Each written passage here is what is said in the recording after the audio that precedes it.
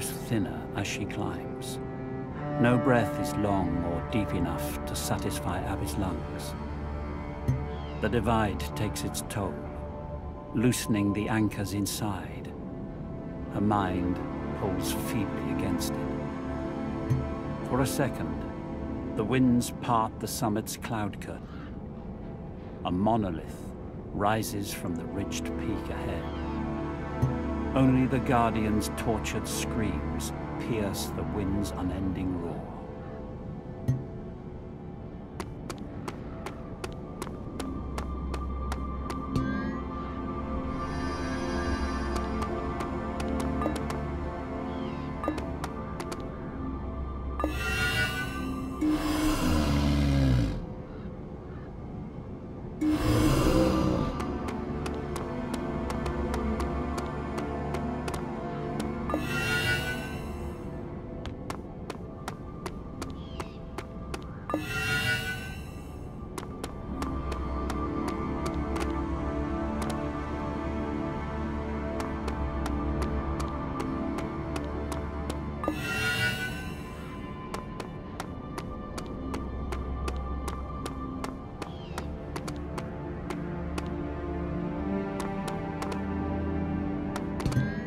The path ahead climbs to the heavens. Abby cranes her neck upwards. Two giant suns cast a duel of light and shadow across the summit's swirling clouds.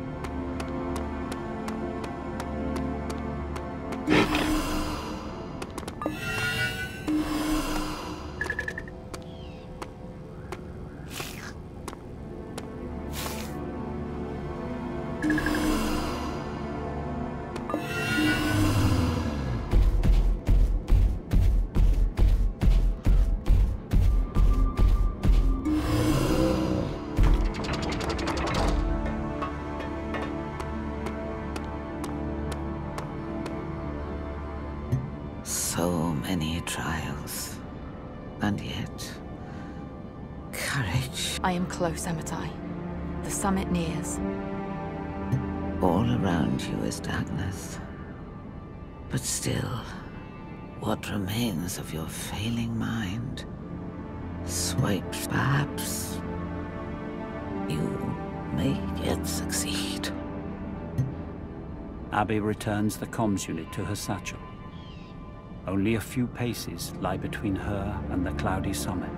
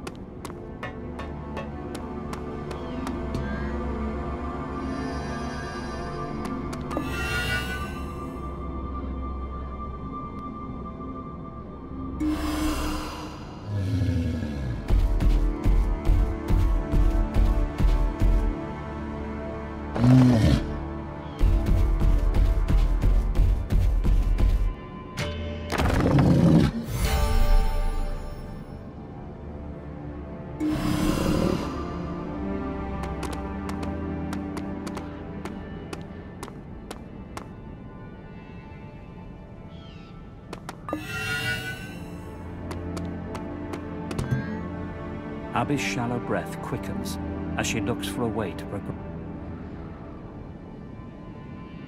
Within her mind, the dark floods rise further still. Visions flicker in the darkness against the tide's steady swell.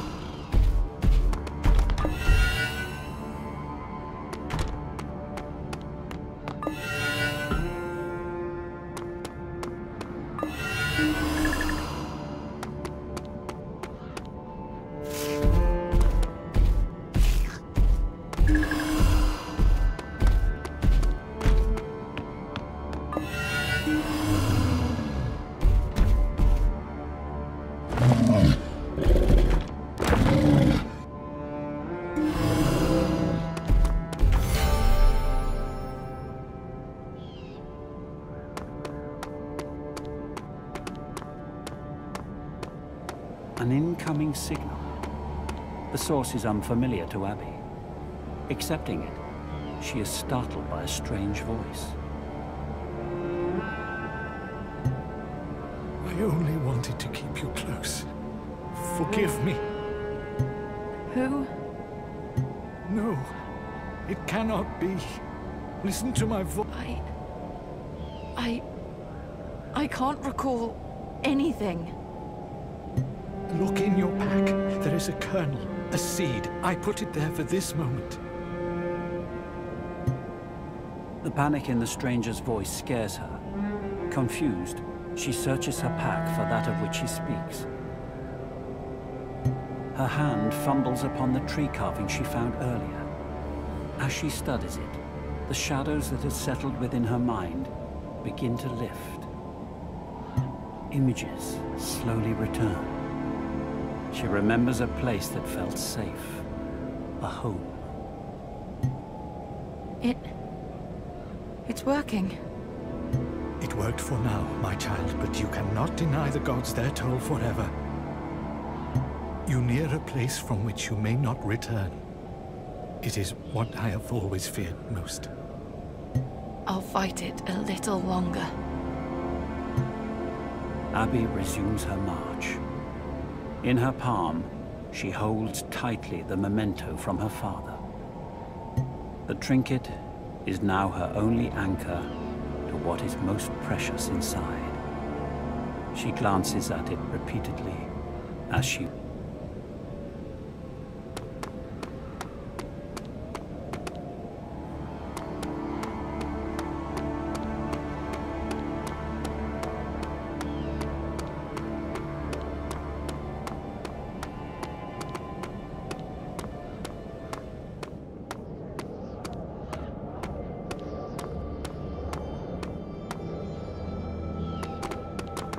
This monolith is different. No words adorn the solemn slab. And yet, like the others, the form is similarly incomplete. At its center is a circular hollow. Running her hand across the cold stone, Abby finally understands. This is the wound she must repair. The toll has taken almost everything from me. All that remains is a plea, a gesture of atonement. The slab before her is an altar, expectant of her offering. She joins together the shattered pieces of List's fallen god remains from Isaac's pack. Squinting into the blinding light of the cloudless summit, Abby places her offering upon the altar. I am here to beg vengeful gods to restore this ravaged land back to life. Suddenly, the core of the Oblian orb swirls. Word by word, a script emerges upon the monolith's surface, as if from within the rock itself. Abby trembles as she reads the emerging text. The vengeful rage of the gods finally exhausts its purpose. Their condition is met. The humans acquiesce to the god law they had tried to evade. The Oblian, eternity, belongs not to them. The atonement is a promise not to run, but to face that which pushes at their backs. That precious epiphany. Lost for so, the gods are satisfied. Those who master the lesson of loss can be trusted with that which is precious. She pauses for a second, her feverish mind reeling from the monolith's words. With a deep breath, she continues. But the gods do not restore the world which has been lost. They decide that now the humans shall make their own world. Only then would they understand its true value. The Guardians fall back, and the toll upon their humans' faculties is lifted. The ruin is theirs to make home again.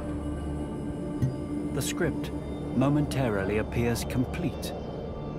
Suddenly, a few final lines emerge. The gods decide that she, who delivered the atonement, will live on as a reminder. When reunited with those left behind, she will know neither their faces nor their names. For the remainder of her days, she will clutch a small wooden object in her palm, knowing only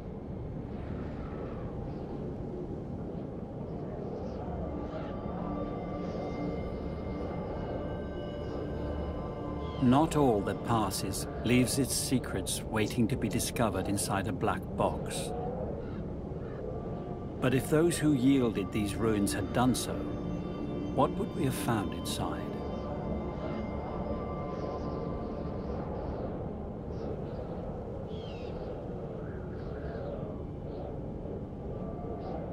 Oblion, the last undiscovered element, was finally isolated in 2191. As had been predicted, it possessed unique properties. Not only could it arrest cell decay in most living organisms, raising the prospect of limitless lifespans, in some, it also enhanced the neural networks for empathetic interaction with other living creatures, giving basic telekinetic control over simple animals. Uriah Joyce, upon its discovery, famously remarked, "Only Oblion separated mankind from the gods, until now." But the planet's reserve was finite, just enough to sow the seeds of ruin. The search for more turned to the heavens. The planet's shielding moon, List, contained further reserves. Competition turned to conflict. The extraction effort, known as the Lazarus Project, was a catastrophe. Blasting triggered a chain reaction, fissuring the moon into millions of fragments. List's shattered remains were pulled in by the human planet's gravity, causing an apocalyptic bombardment. List's position was the cosmic accident that offered the humans their chance of life. Without it, they were directly exposed to their galaxy's twin suns, Or and Ott, forces far beyond their control. Solar radiation ravaged their minds, taking all knowledge and memory from them. The Guardians, a fierce species existing on List for millennia, also lost their home. Revenge was their only solace. Only a few primitive human collectives endured, taking shelter in deep cave formations known as the Enclaves. In the end, no living thing breaks free from the silent black hole pull of death's nothingness. From a life's first second, its event horizon already lies behind it. The Oblion was the universe's most dangerous gift, a false mirage of escape from the sorrows of loss. The epitaph of a civilization cannot easily be contained in a few short words. Shortly before his death, Uriah Joyce remarked, "Forgetting the pain of loss, we lost sight of what is most precious. Those who follow us will have to relearn the lesson."